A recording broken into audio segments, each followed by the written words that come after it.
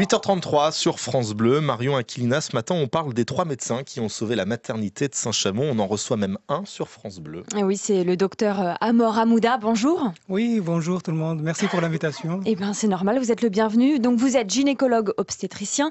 Dites-nous, qu'est-ce qui vous a décidé à venir travailler à la maternité de Saint-Chamond? Alors, c'était donc un simple coup de fil d'un ami, d'un ancien ami que j'ai travaillé avec lui à Nancy. Donc, on est des anciens internes de la maternité de Nancy. On a travaillé ensemble. Le troisième gynécologue aussi, Madame Gibali, donc on a travaillé ensemble à Nancy pendant plus que 2 ans.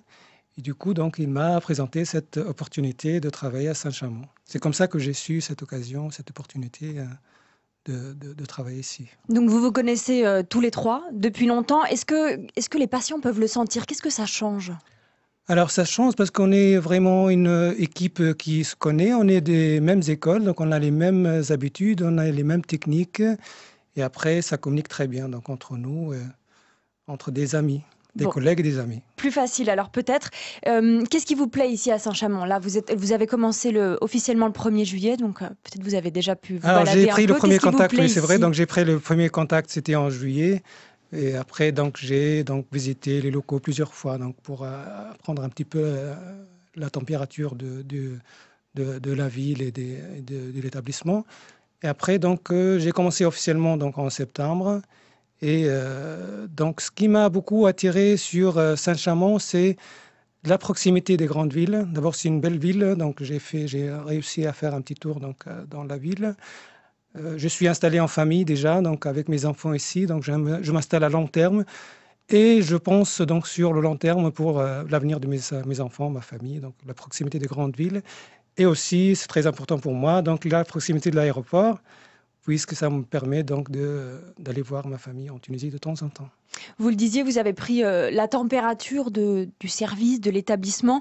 C'était compliqué parce que le service devait fermer, faute de médecins. Vous avez senti un vrai soulagement pour le personnel quand vous êtes arrivé? Tout à fait, tout à fait. J'ai senti plus que ça. J'ai senti aussi un attachement très, très important du personnel à leur maternité, mais aussi de toute la population. J'étais allé même, donc je suis venu ici voir un jour en manifestation comme ça. J'ai vu l'attachement des gens à leur maternité, en fait. C'est ça qui m'a encore encouragé.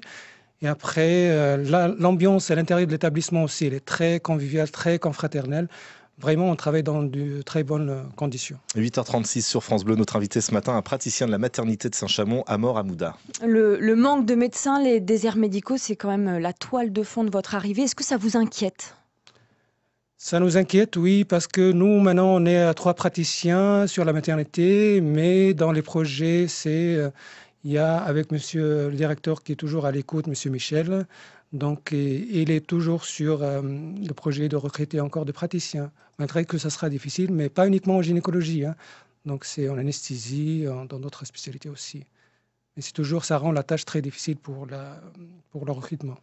Pourquoi c'est si difficile en fait, alors que vous justement vous dites que Saint-Chamond c'est un territoire qui est attractif? Pourquoi c'est difficile de faire venir les gens à Saint-Chamond? Alors c'est un problème déjà donc connu. Les jeunes, la gynéco, enfin surtout l'obstétrique, c'est un métier qui est pas facile. C'est un métier à risque, comme l'anesthésie, comme d'autres spécialités, mais surtout l'obstétrique. Pour les jeunes, ils sont pas trop attirés par ce métier-là. Donc ça rend vraiment la spécialité un peu, s'appauvrit un petit peu de ses ressources, on va dire, de jeunesse. Donc, donc c'est ça le problème, c'est qu'on a du mal à trouver des gynécologues parce que vraiment les jeunes, ils ont du mal à apprendre cette spécialité dès l'internat. Puisque vous parlez des jeunes, une dernière question sur les étudiants en médecine. Il y a 15 jours, Emmanuel Macron a annoncé la fin du numerus clausus, donc plus de limite du nombre d'étudiants admis en 2e année de médecine. C'est une bonne chose pour vous? Ou justement parce qu'il n'y en a pas beaucoup dans cette spécialité? Je pense que si on voit les choses, c'est-à-dire sur le nombre, oui. Donc c'est une bonne nouvelle. Normalement, ça doit régler beaucoup de problèmes de spécialité. Donc surtout en gynécologie obstétrique, oui. Donc c'est un métier qui, comme je l'ai dit, c'est un métier à risque, mais normalement, ça doit régler beaucoup de problèmes au niveau de notre spécialité. Merci. Surtout la pénurie. Bon, bah alors on verra ça d'ici 10-15 ans, voir si effectivement il y a plus de gynécologues obstétriciens dans la Loire. Merci beaucoup à Maura Mouda d'avoir été notre invité ce matin sur France Bleu Saint-Étienne-Loire. France Bleu Saint-Étienne-Loire.